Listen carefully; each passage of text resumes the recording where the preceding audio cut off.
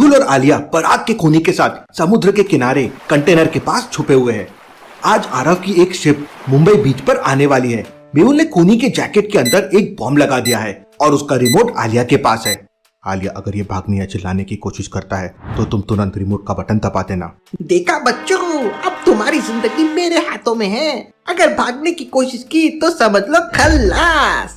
तभी अचानक मेहुल को 3 शिप बीच की तरफ आते हुए दिखते हैं। मेहुल तुरंत समझ जाता है कि तीनों में से एक शिप आरव की हो सकती है। लॉजिकल आर्मी, क्या आप बता सकते हैं तीनों में से कौन सी शिप देख के मेहुल को लगा कि वो आरव की हो सकती है? सोचिए सोचिए।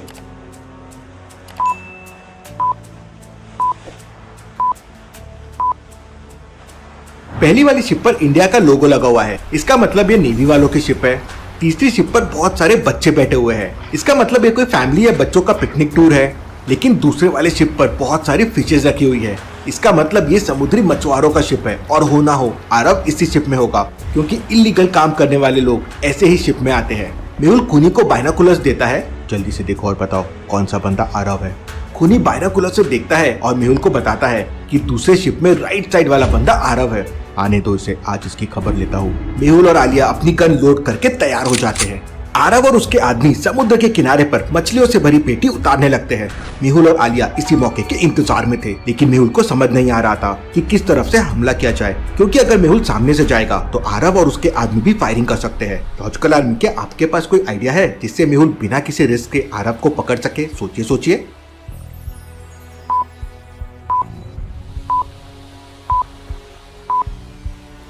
मेहुल को पानी के रास्ते से जाना होगा, वरना आरव के आदमी उसे देख लेंगे। आलिया, मैं पानी के रास्ते से जहाज पे जा रहा हूँ, अगर कोई खतरा लगे तो मुझे कवर फायर देना। इतना कहते ही मेहुल समुद्र में कूद जाता है।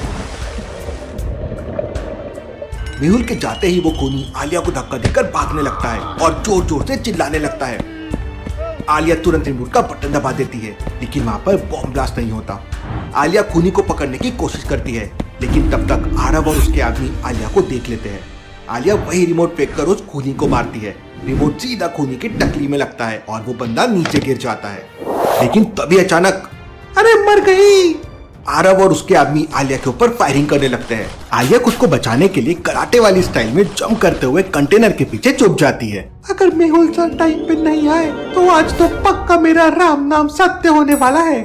आरव और उसके आदमी फायरिंग करते हुए धीरे धीरे आलिया की तरफ आने लगते हैं। आलिया तुरंत मेहुल को कॉल करती है, लेकिन मेहुल का कॉल ऑफ आ रहा था। अब तो आलिया को पसीने आने लगते हैं। मुझे इन लोगों के बीच में अकेला छोड़कर मेहुल सर चले गए, ऊपर से फोन भी ऑफ कर लिया। लॉजिकल आर्मी, क्या आप बता सकते हैं मेहुल ने इस समय फोन क्यों ऑफ किया होगा? सोचिए सोचिए।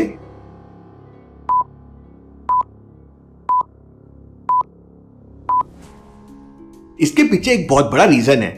मेहुल पानी में तैरकर आरव के पास जा रहा था, और अगर गलती से उसका मोबाइल वहां बच जाता तो उन्हें पता चल जाता कि यहाँ पे कोई आया है, इसलिए मेहुल ने फोन को स्विच ऑफ कर दिया।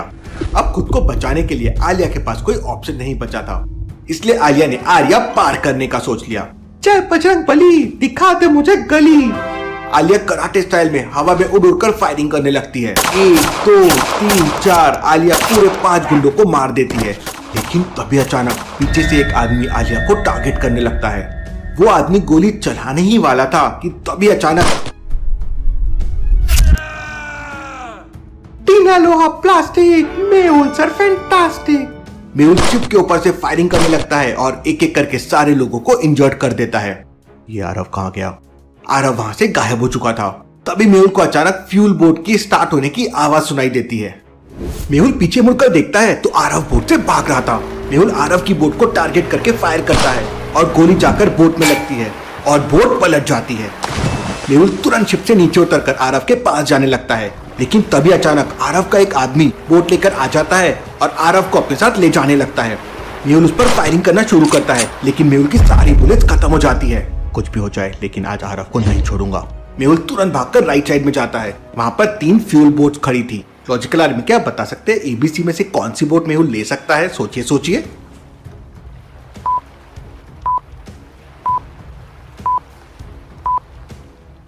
पहली वाली बोट एक जंजीर से लॉक है। मेहुल को वो लॉक खोलने में टाइम लग जाएगा और उसकी गन में बुलेट भी खत्म हो गई है।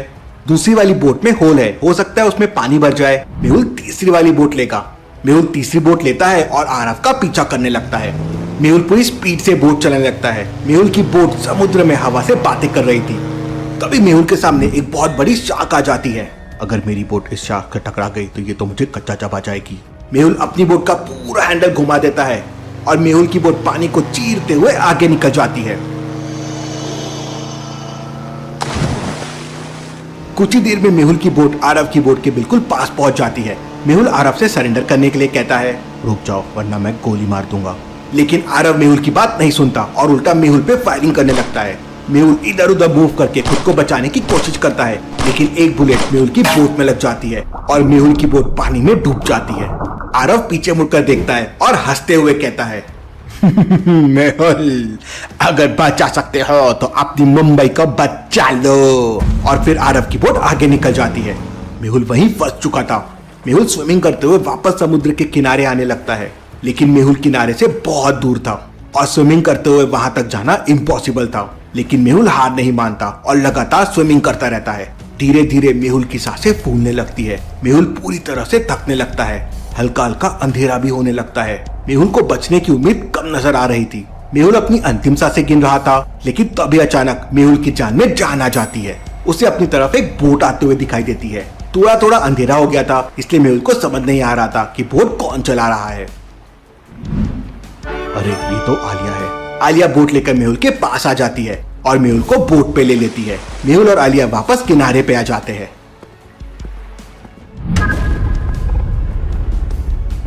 आरव तो हाथ से निकल गया, लेकिन उसके आप भी हमारे काम जरूर आएंगे। आलिया, मैं इन सारे लोगों को लेकर हॉस्पिटल जा रहा हूँ। तुम अपनी स्कूटी लेकर भूलभुलैया साइंटिस्ट के पास जाओ और स्पेशल वेपन्स तैयार करवाओ। इस बार हमारी फाइट अंडरवर्ल्ड से है। मेहुल कॉल करके एम्बुलेंस बुलाता है और आरव के सारे इंजर्ड गुंडों को लेकर हॉस्पिटल के लिए निकल जाता है।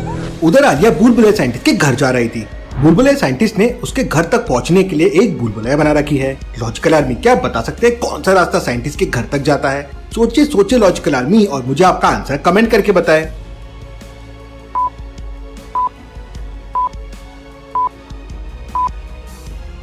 रास्ता ए साइंटिस्ट के घर जाता है कुछ इस तरह से। आलिया रास्ता ए लेके साइंटिस्ट के घर पहुंच जाती है, लेकिन घर में कोई नहीं था। हेलो, कोई है क्या? साइंटिस्ट, कहाँ हो तुम? लेकिन कोई रिस्पॉन्स नहीं आता। तभी अचानक आलिया की नजर एक स्पेशल गन पे पड़ती है, जो देखने में काफी बड़ी और अट्रैक्टिव लग रही थी। आलिया गन को उठाकर देखने लगती है। गन में बहुत सारी स्पेशल बटन थी। आलिया ग्रीन वाला बटन दबा देती है और फिर क्या, बचाओ बचाओ। गन गोली की तरह रफ्तार से विंडो से निकलकर आसमान में पहुंच जाती है। मर गए, अगर यहाँ से नीचे गिरी तो चट्टी बन जाएगी। तभी आलिया नोटिस करती है कि उसके हाथ में गन चिपक गई है, इसलिए वो नीचे नहीं गिर सकती। भूलभुलैया साइंटिस्ट, क्या कमाल की गन बनाई है। तभी भूलभुलैया साइंटिस्ट अपने सीक्रेट लैब से बाहर आता है तो देखता है कि उसकी फ्लाइंग गन मिसिंग है। साइंटिस्ट तुरंत अपने कंप्यूटर से गन को ट्रैक करता है। ये लड़की भी ना। भूलभुलैया साइंटिस्ट तुरंत अपने कंप्यूटर से फ्लाई गन को कंट्रोल करता है और उसे नीचे ला लेता है। प्लीज साइंटिस्ट, तो ये गन मुझे दे दो। अरे आलिया, ये कोई बच्चों के खेलने की चीज नहीं है। खुद को बच्चा सुनते ही आलिया का दिमाग गर्म हो जाता है और आलिया अपने कराटे मूव दिखाने लगती है। ये you you you you you. लगता है आलिया पागल हो गई है, यहाँ से भागने में ही भलाई है। भूलभुलैया साइंटिस्ट फ्लाइंग गन लेकर अपने सीक्रेट चैम्बर में घुस जाता है और दरवाजा अंदर से लॉक कर लेता है। आलिया को कुछ आवाजें आती है। आलिया विंडो से देखती है तो उसके होश उड़ जाते हैं। ऊपर एक नहीं चार हेलीकॉप्टर उड़ रहे थे। इससे पहले कि आलिया कुछ कर पाती, एक हेलीकॉप्टर की मिसाइल सीधा आलिया की तरफ आती है। आलिया एकदम डर जाती है और अंदर की तरफ भागने लगती है।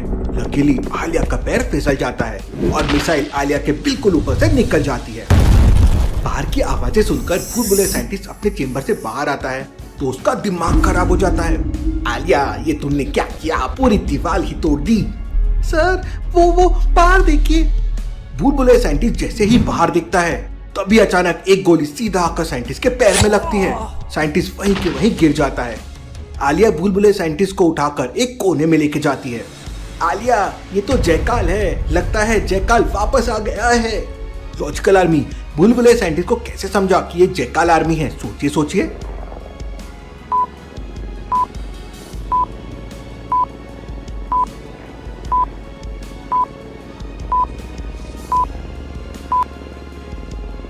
ध्यान से देखिए, दूसरे वाले हेलीकॉप्टर में जयकाल की फोटो लगी हुई है। लेकिन मेहुल सर ने तो जयकाल को मार दिया था। आलिया और भूलभुलैया साइंटिस्ट को समझ नहीं आ रहा था कि जयकाल जिंदा कैसे हो गया।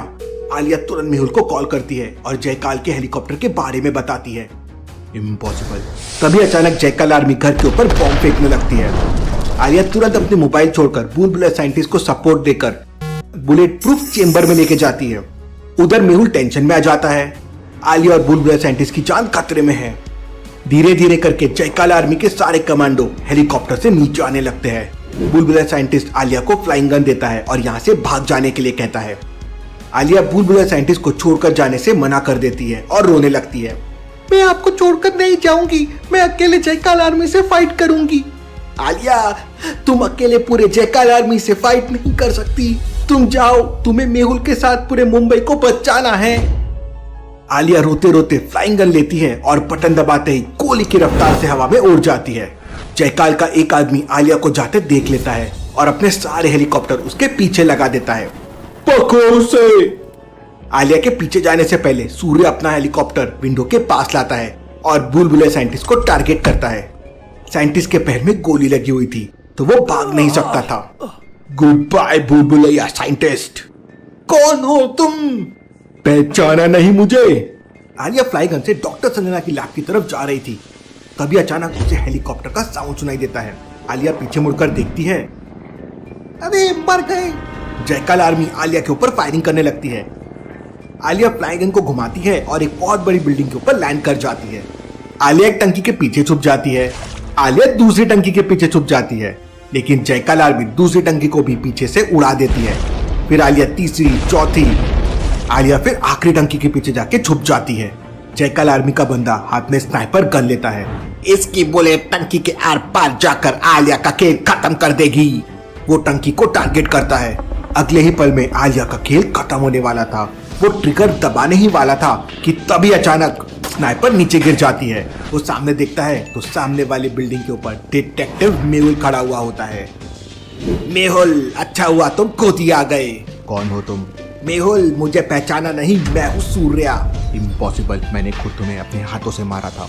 लेकिन इसके पहले कि सूर्या कुछ कर पाता, मेहुल अपनी ब्लास्टिंग गन से फायरिंग करने लगता है और एक गोली सीधे जाके सूर्या के बगल वाले हेलीकॉप्टर में लग जाती है।